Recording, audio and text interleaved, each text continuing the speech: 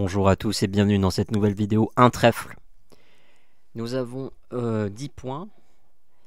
Alors, va-t-on intervenir d'un carreau ou va-t-on contrer?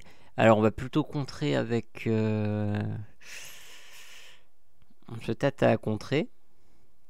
Alors, contrer, il faut plutôt avoir une valeur d'ouverture. On n'a quasiment rien à pique. Je vais plutôt me contenter de faire un carreau pour démarrer. Mais en plus, vous voyez, on est rouge contre vert. Donc, en principe, quand on est rouge contre vert, il faut un peu plus de points. Il faut avoir un truc. Donc là, il dit un pic. Et quand il dit un pic, ça veut bien dire qu'il a 5 cartes à pic. Hein. On pratique la collante. Ça veut dire que nous avons un fit 9ème. C'est quand même intéressant.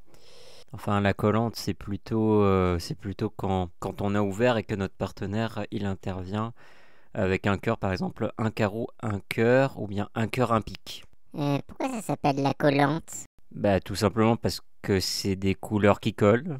Après un carreau, c'est un cœur, après un cœur, c'est un pic. C'est marrant cette convention, je n'avais jamais entendu parler. Je vais regarder dans le livre du CEF, on va voir si elle est là. Oui, mais le seul problème, c'est Alors, où est-ce que... que ça peut bien être? Alors, le seul problème avec ce Voilà, truc, je c'est que... cherche bien. Enlève ce livre et écoute-moi. Ah, Ça n'existe pas dans le CEF. Il n'y a pas la collante dans le mais CEF. pourquoi la pratique alors? Parce que les gens sont libres de faire les conventions qu'ils veulent. Tu peux pas décider à leur place. Eh bien moi maintenant je décide que tout le monde joue le CEF, un point c'est tout. C'est comme ça, c'est tout, il n'y a pas besoin Bon, de... à propos de la collante, hein, tu vas arrêter de me coller parce que là, t'es en train de me saouler. On va peut-être revenir à la partie, non? Qu'est-ce que je fais comme enchère? Alors, j'ai quand même 2 as. Alors, je me tâte à dire 3 piques. Est-ce que je dis 3 piques? J'ai déjà dit que j'avais au moins 8 points. J'ai déjà dit que, en fait, quand on intervient rouge contre vert, on promet plus ou moins 10 points. J'hésite entre 2 piques et 3 piques. Allez, je vais mettre 2 piques. Je vais confirmer le fit. Et bon, lui, il met 4 piques. Visiblement, il doit avoir un paquet de piques. Peut-être qu'il en a 6. On va voir. On va passer. Ah. Ça, c'est pas mal, ça. Donc, là, ici, quand vous avez genre un fit 9ème ou un fit 10ème, il faut pas vous inquiéter. La plupart du temps, on réussit à couper. Donc, par exemple, là, ici, j'ai 2 cartes à trèfle. On a 2 cartes à cœur ici. En fait, on compte les perdantes sèches. Là, vous voyez, on n'a aucune perdante à trèfle et aucune perdante à cœur. Parce que on sait que plus ou moins, on va réussir à couper vu le nombre conséquent d'atouts. Donc, tout va se jouer sur la manipulation des carreaux. Et la manipulation des piques aussi. Donc, démarrons tout de suite. Ça, on va faire le 9 de pique.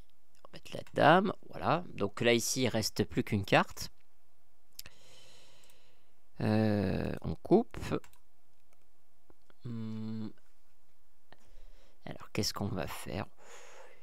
Est-ce que on va faire une petite élimination? On peut pas faire l'élimination.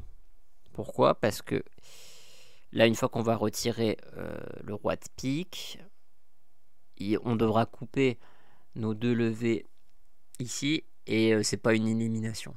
En fait, le rôle de l'élimination, en fait, c'est de pousser votre adversaire à la faute. Il va tirer une carte, soit il tire dans la couleur voulue, soit il va tirer une autre couleur et ça va devenir couper des fausses.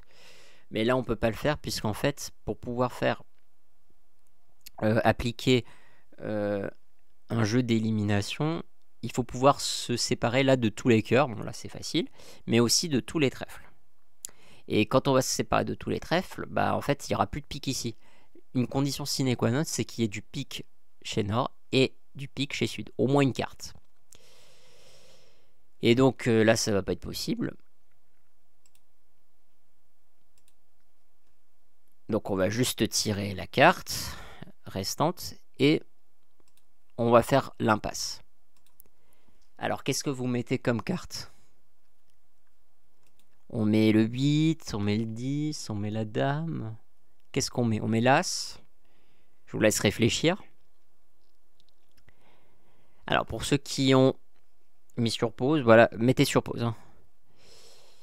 Donc, pour ceux qui ont réfléchi, qu'est-ce qu'on va mettre? On va mettre le 10. Pourquoi? Parce qu'il faut toujours mettre l'honneur qui est en dessous. Là, par exemple, tout dépend de la position du roi et du valet. Là, imaginons que vous avez roi-valet ici, que vous mettez d'abord la dame.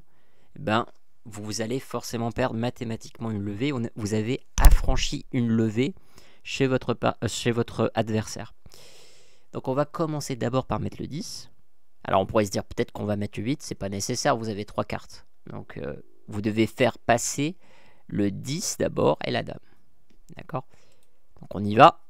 C'est passé. Alors là, normalement, quand on passe le 10, très souvent, il y a un honneur qui va sauter à droite. Et là, on ne l'a pas. Donc ça veut dire qu'il y a certainement roi-valet ici.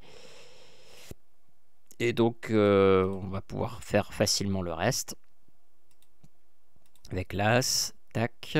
Voilà, là, il sort le... Là, c'est significatif. Il sort le valet. Et on va faire le reste.